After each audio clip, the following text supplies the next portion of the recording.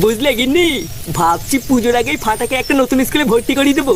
দিন দিন যা বাদর হয়ে যাচ্ছে, ওর এই স্কুলে ভর্তি করালে যদি একটু বাদরামিটা কমে। হ্যাঁ, তুমি ওই আশাতেই থাকো। মনে আছে তো আগের বার স্কুলে ভর্তি করানোর পর কি কেলেঙ্কারিটাই না হলো। শেষে তো স্কুল থেকে টিসি দিয়ে দিল। দেখো এবারও না অমন হয়। আরে গিন্নি, আগের বার ওইরকম হয়েছে বলে কি এবারও অমন হবে নাকি? আর তাছাড়াও ফাটাও তো এখন একটু বড় হয়েছে, ও কি আর আগের মতন করবে নাকি? হ্যাঁ, তুমি ওই আশাতেই থাকো। দাঁড়াও, ফুটো বাড়ি আসলে এই বিষয়ে ওর সাথে কথা বলতে হবে।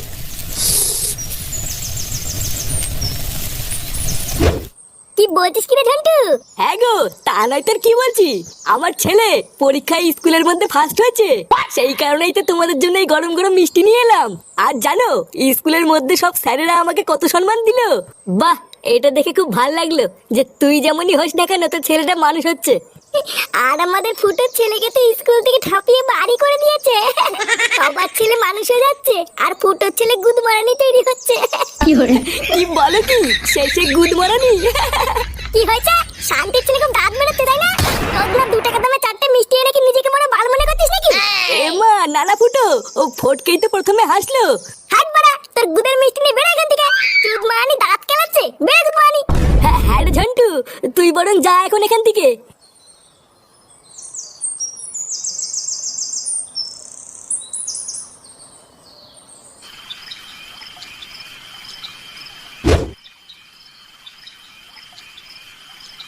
দাদু, ও দাদু, দাদু গো, ও দাদু। কি হলো বলা? টুডলা গুলো গেল কোথায়?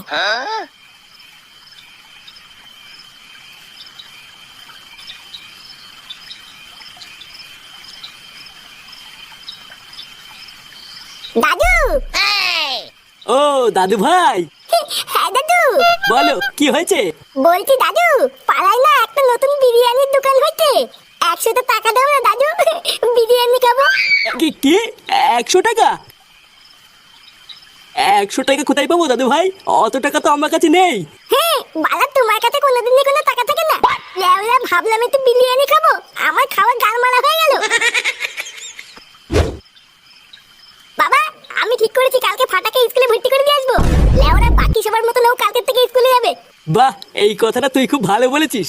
আমিও আজ সকালে এটাই ভাবছিলাম যে ফাটাকে এবার একটা স্কুলে ভর্তি করতে হবে। তা কোন স্কুলে ভর্তি করাবি কিছু ঠিক করেছিস? হ্যাঁ, ওই তো আমাদের পাশের পাড়া ঝিঙ্কু স্কুলে। কি বলছিস? ওই স্কুলে তো অনেক খরচ করে পড়াতে হয়। ও লেওরা খরচ করতে হলে হবে? ভোদার বল, আমি এবার সবাইকে দেখিয়ে দেবো যে আমার ছেলে মানুষের মতন মানুষ হবে। স্কুলে যাবে? বালার বাল, আমি কোনো স্কুলে যাবো না। লেওরা আমার পড়াশোনা করতে ভালো লাগে না, আমি কোনো স্কুলে যাবো না বলছিলাম। কি হয়েছে চোদনা, কি বললি তুই? বালা ঠিকই তো বলেছি, আমি স্কুলে যাবো না। তুমি যাও কি স্কুলে? আর কি বললি চুদির ভাই? যত বড় মুখ নেই তত বড় কথা। চোদনা।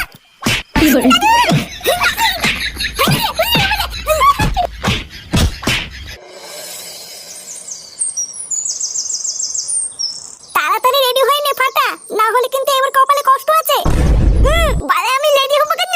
আমি তো বলেছি আমি স্কুলে যাবো না। আমরা বেশি জল করলে কিন্তু আমি বাইক থেকে চলে যাবো। দেখ ভালোভাবে বলছি, রেডি হয়ে যা, না হলে কিন্তু তোর বাবা আসলে তো কপালে কষ্ট আছে। বৌমা, বাচ্চা ছেলে কিছু বোঝে না, ও ওইভাবে বললে কেউ বুঝবে নাকি? দাদু ভাই, তুমি স্কুলে না গেলে তুমি বড় হবে কি করে? আর বড় হয়ে তো তোমাকে বিশাল বড় চাকরি করতে হবে, তাই না? বালা ভুলো পাতা, তুমি চুপ করো। লাউরা নিজে তো কোনোদিন স্কুলে যায়নি, আমার গান মাতাল করতে। কি হয়েছে তোর এত বড় সাহস? তো দাদুকে সব কি বলছিস? দেখ, আমি কিন্তু শেষবার বলছি, তুই কি রেডি হবি না আমি তোর বাবাকে ডেকে নিয়ে আসবো? বললাম তো আমি স্কুলে যাবো না, এক কথা বলতো নাকি? তার মানে তুই স্কুলে যাবি না, তাই তো? না না না, আমি বললাম তো আমি স্কুলে যাবো না।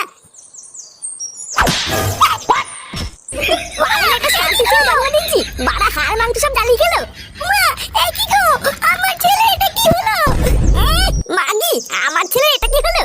ভোদার বাল একটা বাচ্চা ছেলেকে রেডি করতে পারে না, শুধু ঘরে বসে বসে গেলাই শিখেছে। তাড়াতাড়ি ওকে রেডি করে দাও, আমাদের স্কুলে যেতে দেরি হয়ে যাচ্ছে।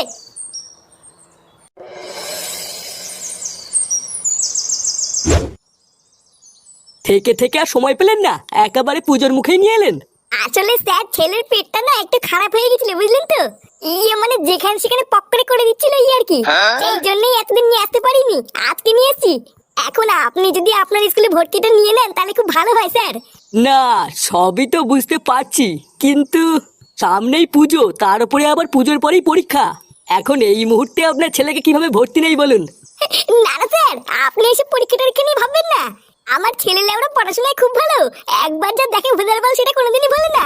দুটো দিন টাইম দিলেই দেখবেন জানার্দন পরীক্ষায় পাশ করে গেছে। কি বলছেন, 2 দিনেই পরীক্ষায় পাশ করে যাবে? হ্যাঁ স্যার, আমার ছেলের মাথায় খুব বুদ্ধি। লেওরা দেখবেন আপনাদের স্কুলের নাম উজ্জ্বল করবে। বাহ, এ তো ভালো কথা। তা বাবা, তোমার নাম কি? বল বল, তোর নাম কি বল? লেওনা, উনি কি বলে বাল নাকি? দেউ নাকি আমার নাম বলতে দেবো? বালাল বাল জোর করে স্কুলে নিয়ে এসতে আমার নামও বলতে হবে? আপনার ছেলে এইসব কি বলছে? মানে না না স্যার, তেমন কিছু না।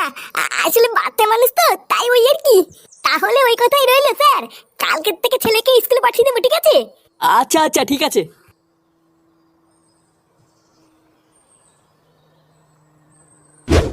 শোন, আগের স্কুলে যা করেছিস করেছিস। এটা কিন্তু মানে বড় স্কুল, এখানে কিন্তু আমার মান সম্মান ডুবাবি না। আর হ্যাঁ, এই যে আজকে ভর্তি করে দিয়ে গেলাম, কালকে থেকে কিন্তু রোজ স্কুলে আসবি। ভোতা সবাইকে দেখিয়ে দিবি তুইও আমার ছেলে, তুইও পারিস। আর যদি স্কুলে কোনো গড়বড় করিস বা স্যার যদি বাড়ি গিয়ে নালিশ করে আসে, তাহলে গাছে উল্টো করে ঝুলিয়ে তোর সাথে আমি কেমন ভাঙবো দেখিস। আর হ্যাঁ, আজ থেকে রোজ বাড়িতে মন দিয়ে পড়াশোনা করবি, তোকে ভালো নম্বর আনতে হবে। লেওরা একদিন যেটা আমি করতে পারি না। মেহবুবা কিরে, লেওরা আমি কি বলতে শুনতে পাচ্ছিস? শুনতি তো?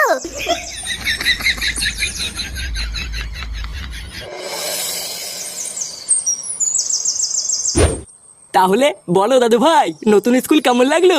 ওটা কিন্তু খুব নামি আর বড় স্কুল। স্কুলটা তোমার পছন্দ হয়েছে তো? মেহবুবা মেহবুবা এই কি দাদু ভাই, চুপ করে আছো যে? স্কুলটা তোমার ভালো লাগেনি? না না দাদু, স্কুলটা আমার খুব ভালো লেগেছে। আমি তো এখন থেকে রোজ স্কুলে যাবো আর মন দিয়ে পড়াশোনাও করবো। এই তো আমার দাদু ভাইয়ের মতন কথা। এবার থেকে রোজ স্কুলে যাবা আর বাড়িতে রোজ মন দিয়ে পড়াশোনা করবা, ঠিক আছে? এই পাড়ায় সবাইকে দেখে দিতে হবে দাদু ভাই যে তুমিও পারো। আচ্ছা দাদু, ঠিক আছে। তা হ্যাঁ রে, স্কুলের স্যার কি বললো? ও কি আবার বলবে, বললো কালকে থেকে স্কুলে পাঠিয়ে দিতে। আর জানো বাবা, ওই স্কুলে না আমার বন্ধু পল্টুর মেয়েও পড়ে। কি বলছিস, তাই? হ্যাঁ গো, তুমি দাঁড়াও, আমি এক্ষুনি ক্লাবে গিয়ে সবাইকে বলে আসছি।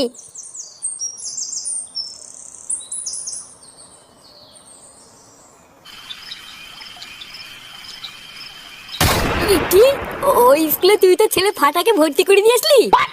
হ্যাঁ বাড়া, আমি তোদেরকে বলেছিলাম না আমার ছেলে ফাটাকে একটা বড় স্কুলে ভর্তি করাবো। দেখলি তো, লেওরা এবার দেখবি আমার ছেলে কেমন পড়াশোনা করে ফাটিয়ে দেবে। পল্টু, ওর ছেলে স্কুলে ফাটাক বা না ফাটাক তোর গার ফাটলো রে। ওটা তোর মেয়েও তো ওই স্কুলেই পড়ে। এবার তোর মেয়ের গাল মারা সারা। বাড়া কেন গাল মারা যাবে কেন? ভোদার বল, আমার ছেলে ওই স্কুলে পড়াশোনা করতে যাবে, এখানে পল্টুর মেয়ের গাল মারা যাওয়ার কি আছে? আর হ্যাঁ, চোদ্দাগুলো তোরা মিলিয়ে নিবি, আমার ছেলে এবার পড়াশোনা করে ওই স্কুলে ফার্স্ট হবে। আর শুধু তাই নয়, ওই স্কুলের মুখ উজ্জ্বল করে দেখবি আমার ছেলে টিভিতেও আসবে। কি, তোর ছেলে ফাটা টিভিতে আসবে? কোন টিভি, আমাকে একটু দেখাস। কার মানে দাঁত খেলাতিস তো খেলা, যেদিন টিভিতে আসবে না সেদিন দেখবি কেমন লাগে। দাঁড়া না, কালকে থেকে একবার আমার ছেলেকে স্কুলে যেতে দে, তারপরে দেখবি আমার ছেলের নাম কেমন ছড়িয়ে পড়ে।